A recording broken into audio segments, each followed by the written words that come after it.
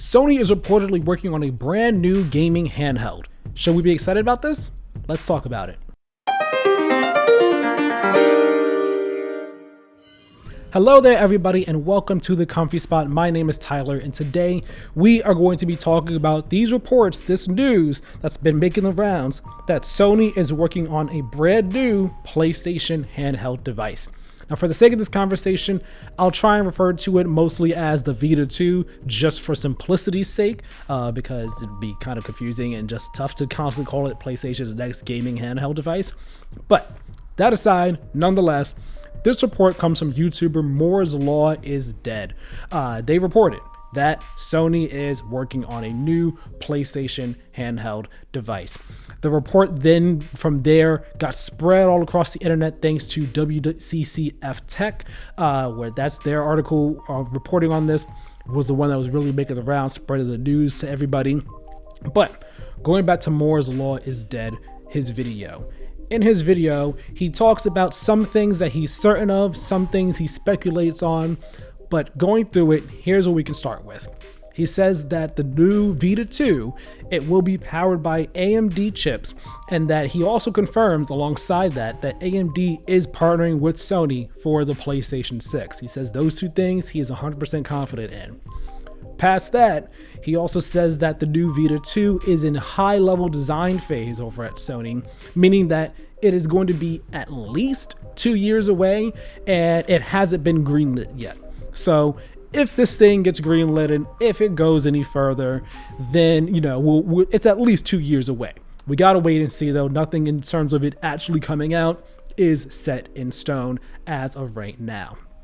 Now, he does speculate on the specs of the device because the specs he is not 100% confident in, but when it comes to the features of the device are why he made the speculations that he did when it came to the Vita 2 here. Now, what he says about the device here, the Vita 2, is that apparently it will be compatible with all PS4 games, and when it comes to PS5 games, developers will have to patch their titles out to opt in and patch their titles in order for the PS5 games to be compatible with the Vita 2. And for that reason, that's why he makes the speculations that he does about the device, because those details he doesn't have 100% concrete information on right then and there. So he's also been told that the Vita 2 here is going to be, it might be part of the PlayStation 6 family of devices. It might be releasing alongside the PS6 in that time frame. So with all that information in mind, that gives us a good frame of reference of, okay, when we might be expecting this device, probably, around the 2028-ish time frame, if it's going to be like working alongside PS6. If it doesn't take too long to get greenlit, maybe 2026 if it is that the 2 year away time frame and all. But if it takes longer, who wouldn't be surprised if they say, hey, let's push it a bit farther out for 2026. I mean for 2028, around when the PS6 would ideally, feasibly, maybe possibly be coming on out. Now here's my thing with PlayStation and handheld devices. For a long time, fans, and even still now, fans of PlayStation have been asking for a Vita 2. Bring back the Vita. Do a Vita 2. Where's the Vita 2? We want a new Vita. PlayStation, make handheld devices again. And for a while, I was on that train as well. I never personally had a PSP or a Vita, but I wanted both of them. I just never had them for different reasons. And so I've also, for a while, I was on the train of, hey, do a Vita 2. I'd love to have that. I'd love to get new PlayStation handheld games to play them on the go. But in more recent years, I've kind of been of the mindset of I actually wouldn't want Sony to make another handheld gaming device.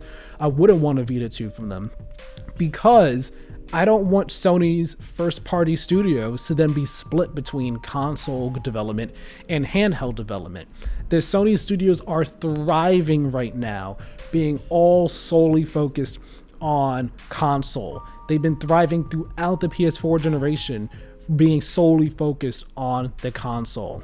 And, having to have their split focus, that I feel like that would just it would cause things to suffer in one area or the other, whether it be the console side or the handheld side of things, especially with game developers and game development ambition being so much bigger than it was back when the Vita first came out. Like, developers are wanting to make these bigger and more expansive experiences, and fans are expecting that as well. And I would hate to see them have those expectations, those ambitions be shrunken down for a handheld device. That's just one aspect of things. There's the business side of things for me as well, where Sony they're not necessarily the best when it comes to supporting their platforms that aren't console. I mean, we saw with PS Vita, that's part of the reason why it died the way it did and didn't get much first party support from PlayStation, from Sony. And then with PSVR, the original as well, the first party support there was kind of dry for the most part. And, it didn't, VR, it's a different niche entirely. It's a much harder niche to find success in. But even still, first party support there was kind of I would hate to see Sony say, hey, we're going to do a dedicated handheld device again, and then just have the exact same problems happen all over again. And it'd just be just a sunk cost right there, just a waste of money and a waste of time for business end of Sony, but then also for the developers making games for it. Like, it would suck to see that. I would rather them have the developers, have their teams focus in on console where they can make their games the best they can, and we don't have the split focus, the split attention between the studios and Sony and fans and everything. It just wouldn't be a good look. Now, PlayStation Portal, I like that idea. It's not for me personally, because my console's in my room and I'm always in my room. If I'm in my room, I'm playing my game on my TV. If I'm not in my room, I'm in my kitchen, and I don't have good internet down there, so I can't use my Portal down there anyway. And I don't really travel too much, so I don't have a use case for it. But it's a cool idea. I'm not opposed to that. Now, here's my thing. I feel like, and this is where it gets back to the Vita 2.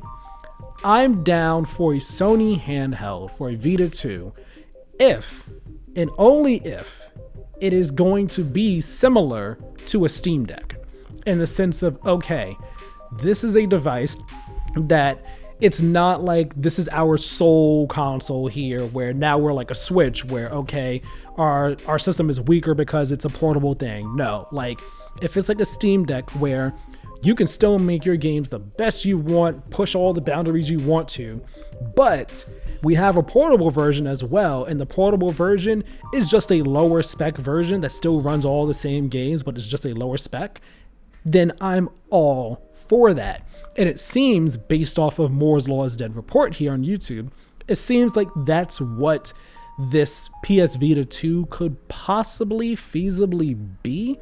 Maybe.